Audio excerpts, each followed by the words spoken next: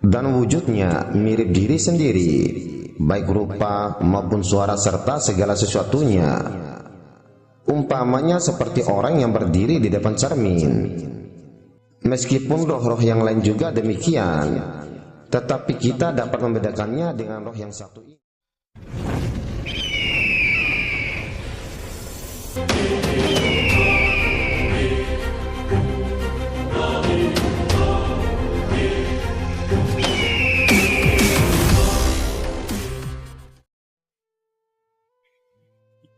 Bismillahirrahmanirrahim. Assalamualaikum warahmatullahi wabarakatuh. Pada kesempatan kali ini, aku ingin memberikan penjelasan mengenai 9 jenis roh yang ada pada manusia, agar saudara dan saudariku belajar ilmu makrifatullah, jalan mengenal Allah, sedikit tidaknya mengetahui nama dan fungsi dari masing-masing ruh. Menurut ilmu thariqat tasawuf, pada diri manusia terdapat 9 jenis roh atau 9 macam roh, diantaranya adalah roh idofi, roh rabbani, roh ruhani, roh nurani, roh kudus, roh rahmani, roh jasmani, roh nabati, dan roh hewani. Masing-masing roh itu mempunyai fungsi sendiri-sendiri. Yang pertama, roh idofi. Roh idofi adalah roh yang sangat utama bagi manusia. Roh idofi juga disebut jauhar awal suci. Karena roh inilah maka manusia dapat hidup. Bila roh tersebut keluar dari raga, maka manusia yang bersangkutan akan mati. Roh ini sering disebut nyawa. Roh idofi merupakan sumber dari roh-roh lainnya. Tetapi sebaliknya, kalau salah satu roh yang keluar dari raga, maka roh idofi tetap akan tinggal di dalam jasad dan manusia itu tetap hidup. Bagi mereka yang sudah sampai pada iradat Allah atau kebatinan tinggi, tentu akan bisa menjumpai roh ini dengan penglihatannya, dan wujudnya mirip diri sendiri, baik rupa maupun suara serta segala sesuatunya. Umpamanya seperti orang yang berdiri di depan cermin. Meskipun roh-roh yang lain juga demikian, tetapi kita dapat membedakannya dengan roh yang satu ini. Soal, apakah alam dari roh idofi? Jawab, alamnya roh idofi adalah berupa nur yang terang benderang dan rasanya sejuk tentram tapi bukan dingin. Soal, apakah kita bisa menjumpainya? Jawab, tentu saja kita dapat menjumpainya bila sudah mencapai tingkat insan kamil.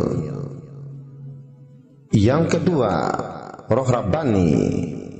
Roh rabbani adalah roh yang dikuasai dan diperintah oleh roh idofi. Soal, apakah alam roh rabbani? Jawab, alamnya roh ini ada dalam cahaya kuning dan diam tidak bergerak. Bila kita berhasil menjumpainya, maka kita tidak mempunyai kehendak apa-apa. Hati pun terasa tentram dan tubuh tidak akan merasakan apa-apa. Yang ketiga, roh rohani. Roh ini pun juga dikuasai oleh roh idofi. Karena adanya roh rohani ini, maka manusia memiliki kehendak dua rupa. Kadang-kadang suka sesuatu, tetapi di lain waktu dia tidak menyukainya. Roh ini mempengaruhi perbuatan baik dan perbuatan buruk. Roh inilah yang menempati pada 4 jenis nafsu, yaitu nafsu lawamah, nafsu amarah, nafsu sufiyah, dan nafsu mutmainah. Kalau manusia ditinggalkan oleh roh rohani ini, maka manusia itu tidak mempunyai nafsu lagi. Sebab semua nafsu manusia itu roh rohani yang mengendalikannya. Maka kalau manusia sudah bisa mengendalikan roh rohani ini dengan baik, dia akan hidup dalam kemuliaan. Soal: seperti apakah sifat roh rohani? Jawab: roh rohani ini sifatnya selalu mengikuti penglihatan yang melihat.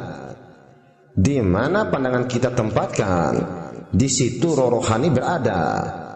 Sebelum kita dapat menjumpainya, terlebih dulu kita akan melihat bermacam-macam cahaya bagai kunang-kunang. Setelah cahaya-cahaya ini menghilang, barulah muncul roh rohani itu. Yang keempat, roh nurani. Roh ini di bawah pengaruh roh idofi juga. Soal: bagaimanakah sifat roh nurani ini? Jawab: roh nurani ini mempunyai pembawa sifat terang. Karena adanya roh ini menjadikan manusia yang bersangkutan jadi terang hatinya. Kalau roh nurani meninggalkan tubuh, maka orang tersebut hatinya menjadi gelap dan gelap juga pikirannya. Roh nurani ini hanya menguasai nafsu mutmainah saja. Maka bila manusia ditunggui roh nurani, maka nafsu mutmainahnya akan menonjol dan mengalahkan nafsu-nafsu yang lainnya. Hati orang itu jadi tentram, perilakunya pun baik dan terpuji, air mukanya bercahaya, tidak banyak berbicara, tidak ragu-ragu dalam menghadapi segala sesuatu, tidak protes bila ditimpa kesusahan. Perasaan suka, senang, sedih, bahagia dan menderita dipandangnya sama saja. Yang kelima, Roh Kudus atau Roh Suci. Roh Kudus ini juga berada di bawah roh idofi. Roh inilah yang mempengaruhi orang yang bersangkutan sehingga mau memberi pertolongan kepada sesama manusia, mempengaruhi berbuat kebajikan dan mempengaruhi berbuat ibadah sesuai dengan kepercayaan yang dianutnya. Yang keenam, Roh Rahmani. Roh di bawah kekuasaan roh idofi pula. Roh ini juga disebut roh pemurah karena diambil dari kata Rahman yang artinya pemurah atau pengasih. Roh ini mempengaruhi manusia bersifat sosial, suka memberi. Yang ketujuh, Roh Jasmani. Roh jasmani ini juga berada di bawah kekuasaan roh idofi. Roh ini menguasai seluruh darah dan urat saraf manusia. Karena adanya roh jasmani ini, maka manusia dapat merasakan adanya rasa sakit, lesu, lelah, segar dan lain-lain sebagainya. Bila roh ini keluar dari tubuh, maka ditusuk jarum pun tubuh tidak terasa sakit.